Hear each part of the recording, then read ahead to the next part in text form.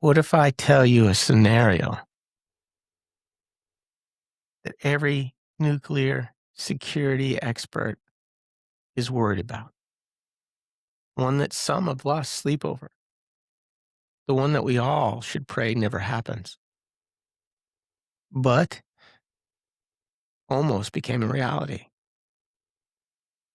And what if the only thing standing between that nightmare and your family or yourself was an FBI sting, a tip from an informant, or perhaps just sheer dumb luck?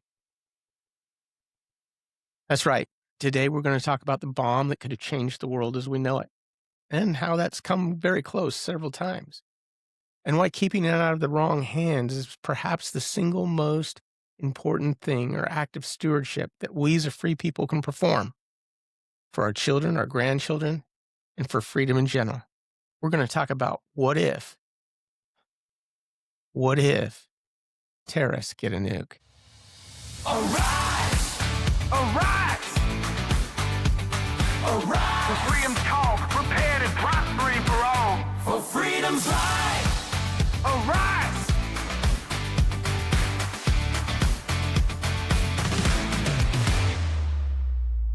All right, welcome to Rise for Freedoms, where we unite to prosper in freedom's light and transform ourselves to productively prepare to survive, but not just survive, to thrive in a troubled world. Well, today's show will cover our 4 key pillars of every free and prosperous society, and it'll be freedom, and we'll talk about productivity or productively preparing, if you will, and prosperity. And we'll divide the show up into 2 parts. First will be the freedom to prosper. And how this bomb that we're going to talk about could perhaps change the world instantly as we know it. And how in the wrong hands, it can destroy everything that we stand for. In part 2, we're going to talk about how to become productively prepared. And so we're not just living in this state of paranoia. We understand that God's in control. And what can we as a community or people do right now to stand up for what we know is right, to stand up to do what is good, and to stand up, arise for freedoms so that nothing bad ever happens? All right. So the core story today is exactly that. It's before I give you the facts, and there's plenty of them, trust me on that, I want you to imagine something. Now, this story is fictional, but every element of it is rooted in intelligence reports, documented attempts, and the fears of the world's top nuclear security experts. So listen close. It's a great Tuesday morning in October. The Port of Los Angeles, the busiest container port in the Western Hemisphere, is processing over 10 million shipping containers every year. And on this day, it's moving through its ordinary chaos. The cranes are swinging, taking off the shipping containers. The trucks are lining up, and the harbor smells of its typical salt and diesel. Somewhere in one of those many, many, many sea containers, 40-foot long, corrugated steel, is a box that has traveled from Karachi, Pakistan, to Dubai, to Rotterdam, and to here. In the shipping container's manifest, it says that it is full of machine parts, but it is not. Months earlier, a splinter cell of a radical extremist group, a network, made contact with a corrupt official of the government. of the nation-state's nuclear program. The transaction which was made was simple. 63 pounds. That's right, just 63 pounds of weapon-grade, highly enriched uranium and a crude but functional implosive device or implosion device, explosion device, whatever you want to call it. The price was only $40 million in cryptocurrency, which was laundered through 3 different shell companies to try to hide its identity. The device was never really meant to be that sophisticated, and it didn't need to be. It was just meant to work. At 7:42, the dock worker runs his handheld radiation detector, as he has done every other day, across this and hundreds upon hundreds of other shipping containers. However, when he goes past shipping container 4471B, the device gives a slight chirp.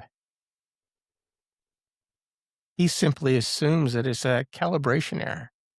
It also happened last week and has happened before with a shipment of ceramic tile.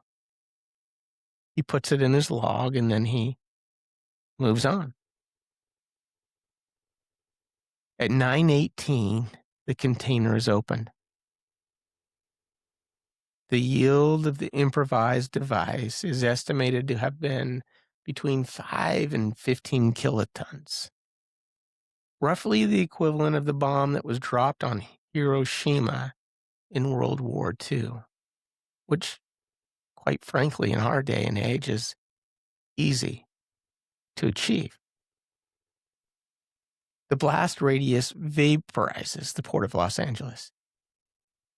The fireball reaches Long Beach, and the electromagnetic pulse from it knocks power out all across Southern California.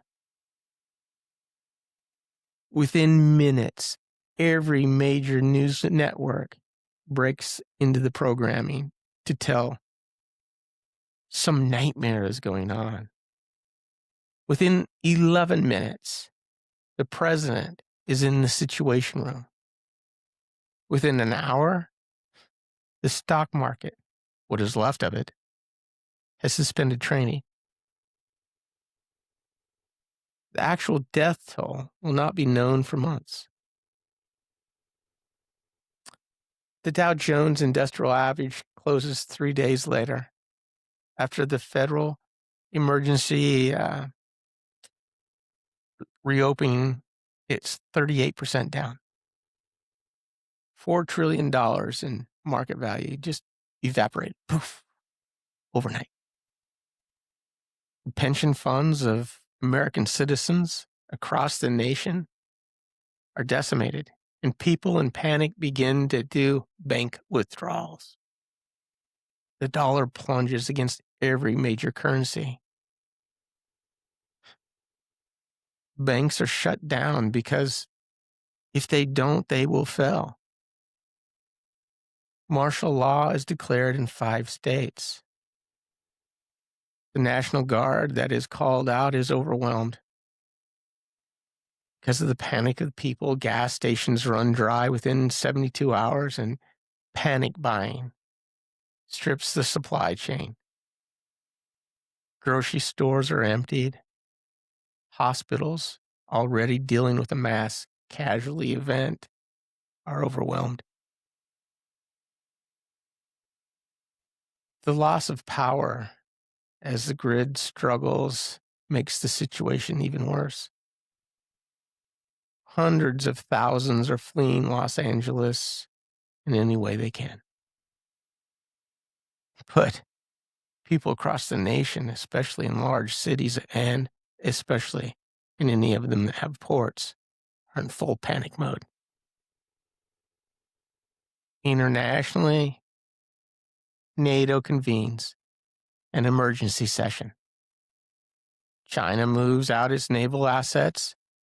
Russia does the same and also makes some harsh comments. The three countries begin pointing at each other. Why others believe it was from Pakistan or North Korea or some other terrorist group. The phrase nuclear retaliation appears in a leaked memo from the Joint Chiefs of Staff. And yet, in the smoking ruin of what once was the port of Los Angeles, no one's entirely sure who did it. The cell responsible communicated only through encrypted channels. The nation-state officials who sold the device disappeared, and various terrorist organizations begin to say the end of times have arrived, and it's time to act.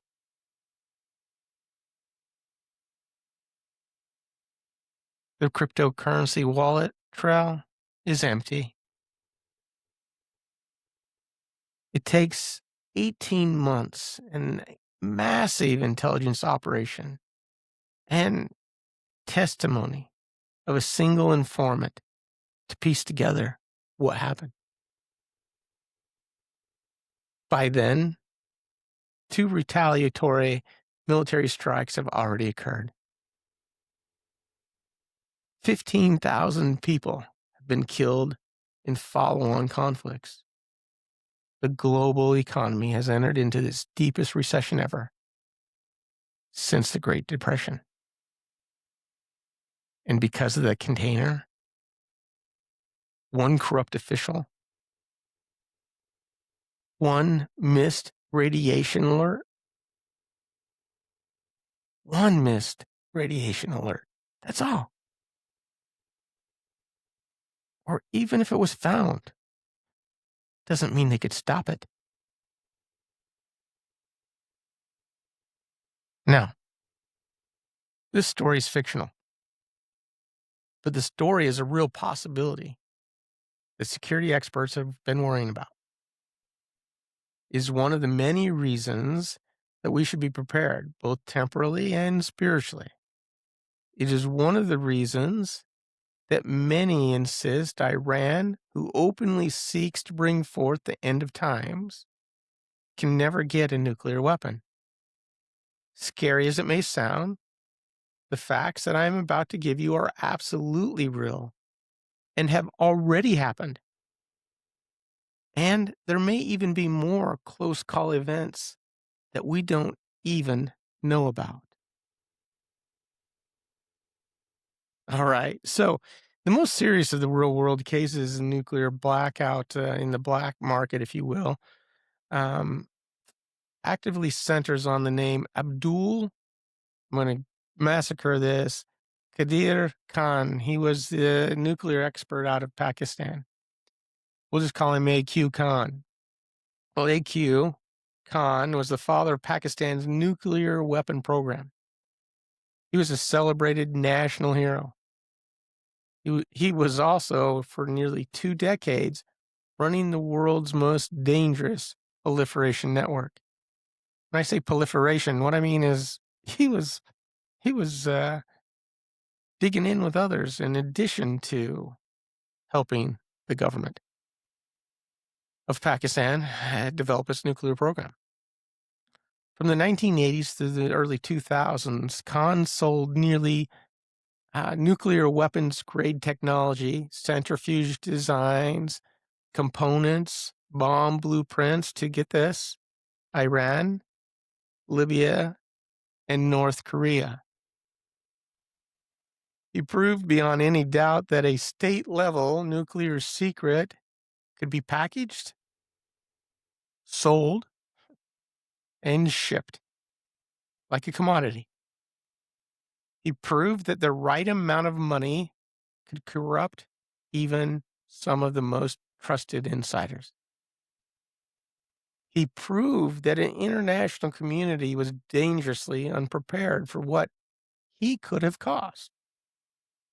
When the Soviet Union collapsed, here's another one. The situation became even more alarming. Suddenly, the world's second largest nuclear arsenal, and I would argue maybe even the first largest nuclear arsenal, just not as good as the U.S. Nothing's as good as the U.S. Spread across 15 newly independent states and was undersecured, understaffed, and underfunded. So there was 15 nuclear states within the USSR that suddenly had these nuclear weapons. One of them that had 500 of them was Ukraine. And if they gave those back, Russia promised, oh, we will never do nothing to you, Ukraine, if you just give us those bombs. The scientists who built those weapons are now being paid in potatoes.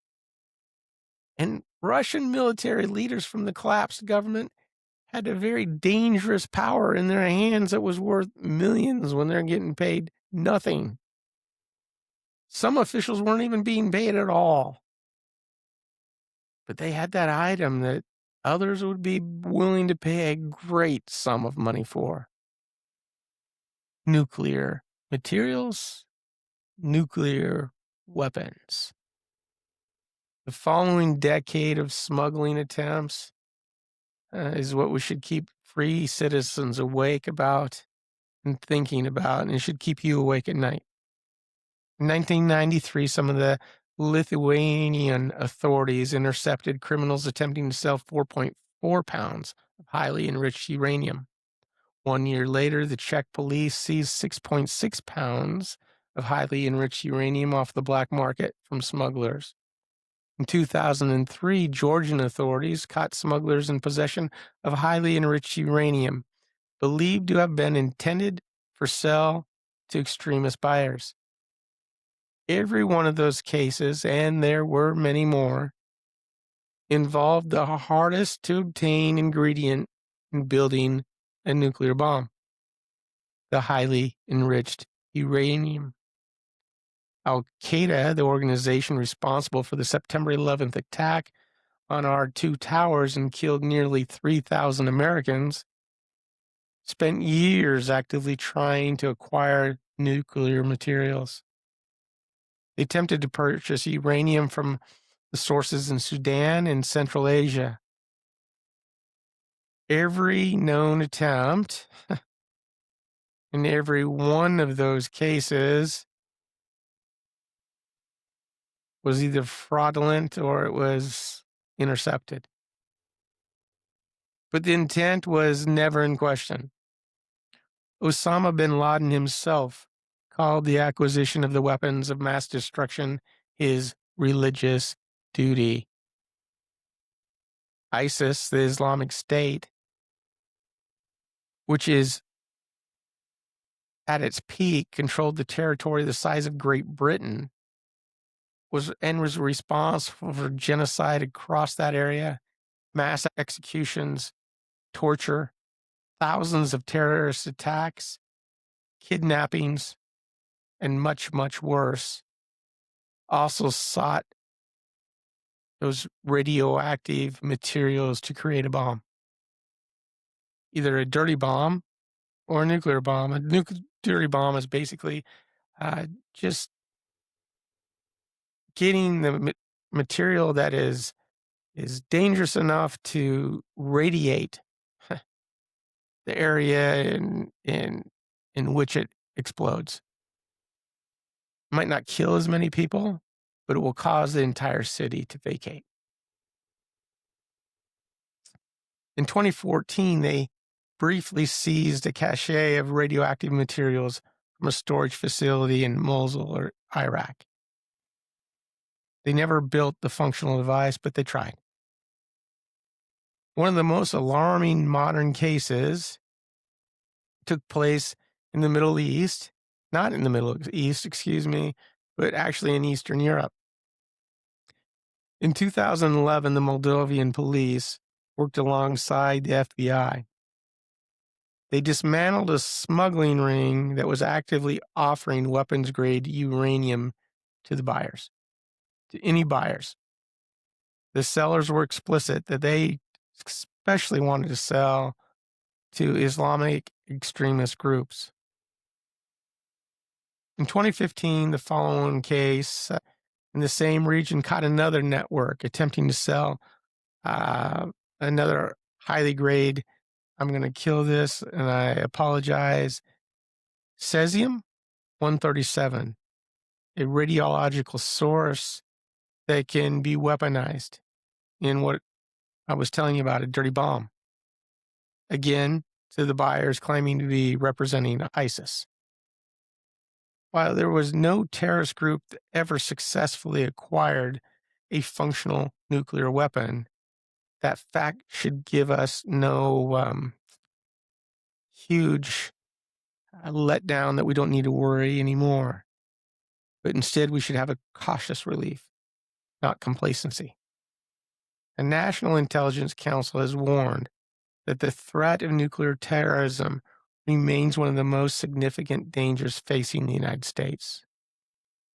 The Nuclear Initiative, a nonpartisan organization founded by former Senator Sam Nunn and CNN founder Ted Turner, has spent decades cataloging vulnerabilities in nuclear security programs worldwide. So, I don't think a lot of people realize how dangerous and how easily, in a second, this material in the wrong hands could change our world. And there would be no stepping back. So here's what listeners need to understand. So let's talk about why it matters, the prosperity connection. If that was to happen, our markets would implode overnight. Pension plans would be lost. The world would be at war like never before. And it might even unite some of these terrorist groups because they would believe it was a sign of the end of the times. Nuclear security is not simply a military abstraction or a military thought or something that you don't need to worry about. It's really a thought for everybody. It's not a policy wonk's hobby. It's really a founding or foundation and bedrock upon which all freedoms across the world really rest. Consider the detonation even of a single crude nuclear device in a major American city and what it would mean. Just to put it in perspective, the 2001 attacks on September 11th, which were done with jets which were hijacked, just a few, 4, which killed 2,977 people, caused an estimated $3.3 trillion in total economic losses. When you count the wars and security buildup, the insurance, the loss of productivity, then the nuclear event would be in much, much bigger magnitude of cost to the United States and the world. If the United States markets fall, the world will fall. Almost everything is held up by the dollar. All transactions are made off the dollar. Just to put it in perspective, the United States, with our productivity and how prosperous we are, we make more than all the other North, South, and Central American nations combined. Thus, if we fall, the world falls. The global trading system, the system that brings food to your grocery stores, fuel in your gas station, and goods, Amazon to your doorsteps, runs on confidence, runs on order, and a society in which it believes is free. It runs on the assumption that the ports will be open, The contracts will be honored. The government will function. And with those who decide to act outside of the boundaries of its laws, that they'll be punished and the order will remain. A nuclear attack would shatter that confidence instantly and globally. Now, there's also a spiritual dimension here that I think is often overlooked. Freedom, real freedom, is just not an absence of oppression, but it's brought about by the actions of good people. It is the presence of safety, presence of love. It is the ability to build and plan and to invest and to worship and to raise your children with hope. And it doesn't matter if we believe differently. We can agree how to disagree. We come to a common consensus of what is good and best, and we do the best with what we know how.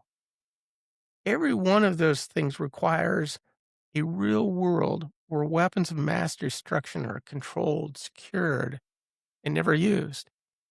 And whatever sacrifice that requires of the American people, we must be willing to do it. The men and women who work in nuclear security, the FBI agents who run the sting operation, the IAEA inspectors who travel to unstable regions, the scientists who develop detection technology, they are in the truest sense guardians of the human prosperity. And they rarely get the credit they deserve. And often, over our political stupidity and disagreements, we sometimes defund these programs and things. If that isn't crazy, I don't know what is. And if we turn to the scriptures themselves, if something like this was to happen, Christ was being asked, what's it going to be like? And he said to them, and ye shall hear of wars and rumors of wars. See that ye be not troubled, for these things must come to pass, and the end is not yet. For nation shall rise against nation, and kingdom against kingdom, and there shall be famines and pestilence and earthquakes in diverse places. All of these are the beginning of sorrows. For then shall come the great tribulation, such as was not since the beginning of the world to this time, nor ever will be.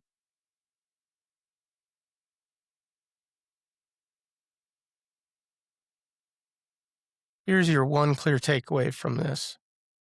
The nuclear threat is real. It is documented. And the only real reason your world has not already been changed forever is because of countless people, known and unknown, who have stood in the gap, who have stood for good. That is the definition of stewardship. That is the definition of freedom and the foundation of all our prosperity. Let's shift gears. I know what I was talking about was heavy, but what I said at the top of preparedness isn't paranoia. It's stewardship, and it's being just productively prepared. It's a person doesn't just absorb something into information and feel afraid and then do nothing. They act. Faith is an action word. So let's talk about what you can actually do, not to prevent the nuclear war that we talked about, but that you can ensure if that unthinkable ever does approach your zip code, your country, or us as a people, you and your family are not among the unprepared. Christ told us to watch and be ready. This week's prepared focus is a 3-tiered plan. Know, plan, and sustain. Know that information is your first layer of any defense. Don't go be extreme either. You can start preparing by simple ways. Most of these things that we prepare about never happen.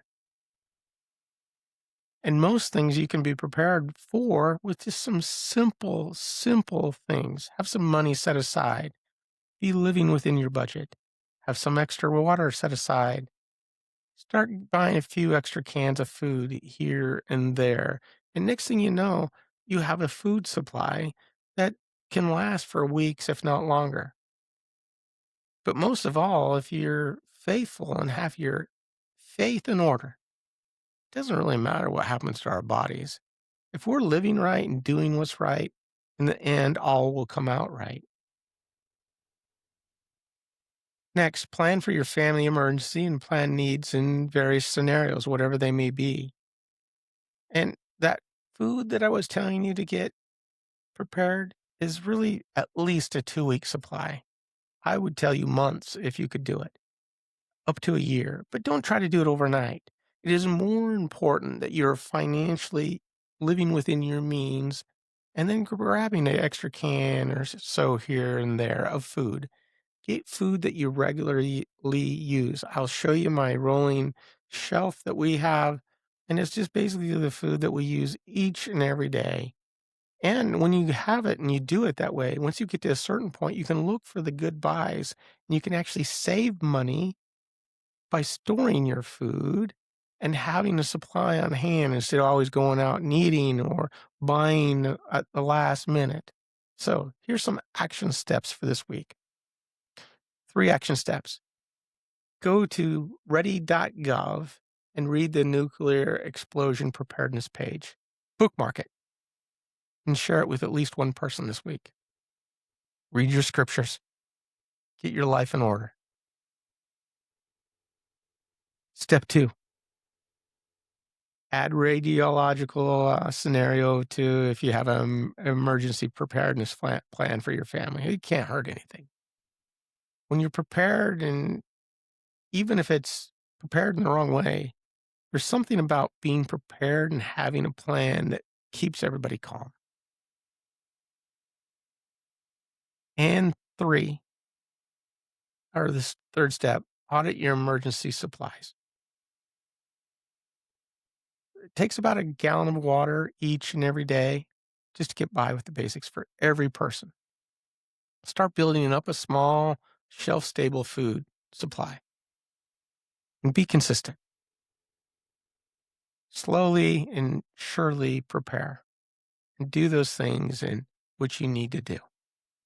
Now, a quick recap before we close. From freedom to prosper, the nuclear threat is documented and real. And from productive to prepared, your 3 steps this week is know, plan, and sustain. Go to ready.gov, build your family plan, and audit your supplies and start doing something about it. Take small actions and begin to get ready. Prepare for, and you should do that all the time. There's all kinds of things that can affect you that are much smaller than this. Perhaps it's a job loss. Perhaps it's a loss in the family, an injury. Those things that are more likely. And if you are preparing like this, those won't affect you nearly as much. And most of all, get right with God. Do the things that you need to do, and that's probably one of the biggest things that you can do for you and your children. Now go transform your life and help transform our world.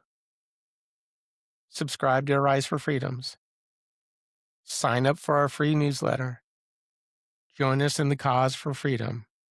Properly prepare and prosper. Arise for freedoms. Arise, arise, arise for freedom's call. For freedom's light, arise. Today's episode has 23 different sources, in which I'm more than happy to send you if you just put a note and ask for them. Thanks. Stay prepared, stay safe, and be free. Good day.